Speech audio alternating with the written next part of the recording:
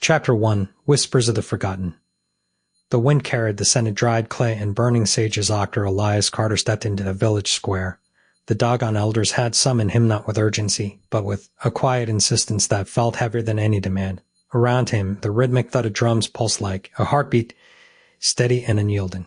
The villagers moved in slow, deliberate circles, their voices murmuring in a language he didn't understand, yet somehow felt in his bones. He had come to Malias, a skeptic, a man of science trained in the rigid logic of Western medicine, where bones were set with steel and precision, not with hands that had never touched a scalpel. But the stories had followed him, whispers of healers who could mend fractures with nothing but touch and chant, of broken limbs made whole again without the crunch of plaster or the snap of a cast.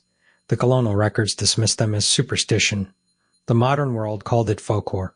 But here, in the heart of the Bani Agra escarpment, the truth was written in the eyes of the people. A child's cry cut through the murmurs. A boy, no older than 10, clutched his forearm, his face twisted in pain. His mother knelt beside him, her hands hovering just above the swollen limb, her lips moving in, a whisper too soft to hear. The elders watched, their expressions unreadable. Elias stepped forward, his medical bag heavy in his grip. He had seen fractures before. He knew the proper way to immobilize, to align, to heal. But before he could speak, the boy's mother turned to him, her dark eyes meeting his with a quiet challenge.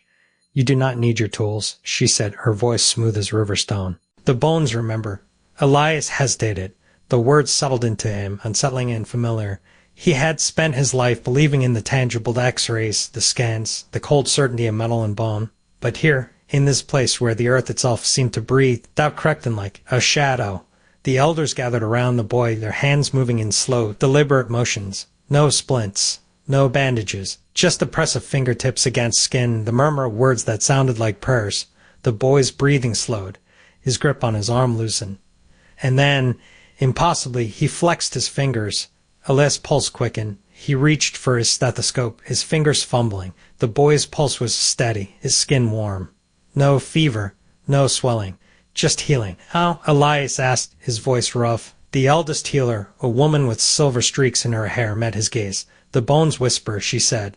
"We only listen." That night, Elias sat by the fire, his notebook open but his pen unmoving. The drums had long since faded, replaced by the crackle of flames and the distant call of night birds. He thought of the boy's arm, of the way the bones had realigned themselves under hands that should not have been able to do such things. He thought of the records he had read of the colonial doctors who had scoffed, who had called it witchcraft.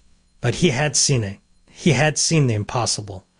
And for the first time in his life, Dr. Elias Carter wondered if he had been wrong. The firelight flickered against the pages of his notebook, casting shadows that danced like spirits. Somewhere in the darkness, a voice began to chant, a low rhythmic that seemed to come from the earth itself. The words were unfamiliar, but the meaning was clear. The bones remember. And so, perhaps, did he.